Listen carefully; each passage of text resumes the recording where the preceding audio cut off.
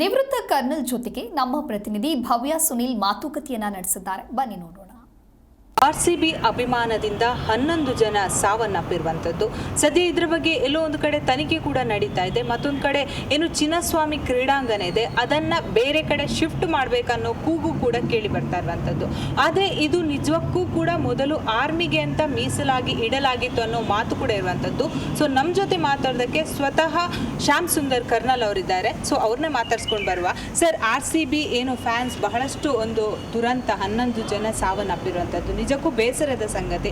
Chinnaswamy stadium ಅನ್ನು ತೆಗೆದುಕೊಳ್ಳುವಾಗ match ನಡೆಯುವಾಗ ಪ್ರತಿ ಬಾರಿ ಕೂಡ ಅಲ್ಲಿರುವಂತಹ ಪ್ರಮುಖವಾಗಿ ನಾವೆಲ್ಲರೂ ಕೂಡ ತಲೆಬಾಗುವಂತಹ ಹೈಕೋರ್ಟ್ ಆಗಿರ್ಬೋದು, ವಿಧಾನಸೌಧ ಆಗಿರ್ಬೋದು, ಅಲ್ಲಿ ಸುತ್ತಮುತ್ತ ಪಾರ್ಕ್ಗಳಿರುವಂಥದ್ದು ಬಹಳಷ್ಟು ಸಮಸ್ಯೆಗಳು ಆಗಿದೆ. ಸೊ ಈಗಾಗಲೇ ಎಲ್ಲರೂ ಕೂಡ ದೂರು ಕೊಡ್ತಾ ಇದ್ದಾರೆ. ಆದರೆ ಇದೀಗ ಚಿನ್ನಸ್ವಾಮಿ ಸ್ಟೇಡಿಯಂ ಅನ್ನು ಅಲ್ಲಿಂದ ಬೇರೆ ಕಡೆ ಸ್ಥಳಾಂತರ ಮಾಡಬೇಕು, ಹಾಗೇನೆ ಇದು ಆರ್ಮಿಗೆ ಸೇರಿದ ಪ್ರದೇಶ ಅನ್ನೋ ವಿಚಾರ ಕೂಡ ಇರುವಂಥದ್ದು.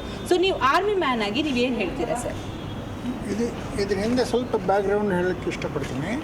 ಮೊದಲು 60-70ನೇ ಇಸ್ವಿಲಿ ಚಿನ್ನಸ್ವಾಮಿ ಸ್ಟೇಡಿಯಮ್ ಕನ್ಸ್ಟ್ರಕ್ಟ್ ಆಯಿತು. ಅದಕ್ಕೆ ಮೊದಲು ಒಂದು ಕ್ರಿಕೆಟ್ ಸ್ಟೇಡಿಯಂ ಇರಲಿಲ್ಲ ನಮ್ಮ ಬೆಂಗಳೂರಿನಲ್ಲಿ.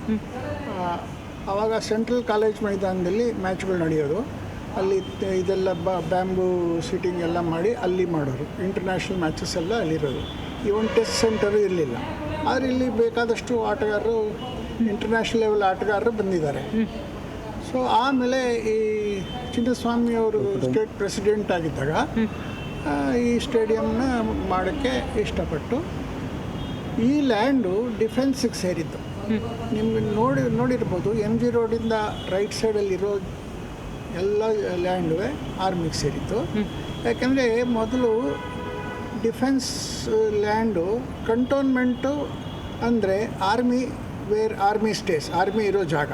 ಪ್ರತಿ ಊರಲ್ಲೂ ಒಂದು ಕಂಟೋನ್ಮೆಂಟ್ ಇರೋದು, ಅಂದರೆ ಅದು ಊರಿನ ಹೊರಗಡೆ ಇರೋದು. ಅದರ ಮ್ಯಾನೇಜ್ಮೆಂಟು ಕಂಟೋನ್ಮೆಂಟ್ ಬೋರ್ಡ್ ಮಾಡೋದು. ಅದಕ್ಕೂ ಸಿವಿಲ್ ಮುನ್ಸಿಪಾಲಿಟಿಗೂ ಯಾವ ಸಂಬಂಧ ಇರ್ತಾ ಇರಲಿಲ್ಲ. ಆ ಥರ ಇತ್ತು, ಆ ಜಾಗ ಇತ್ತು.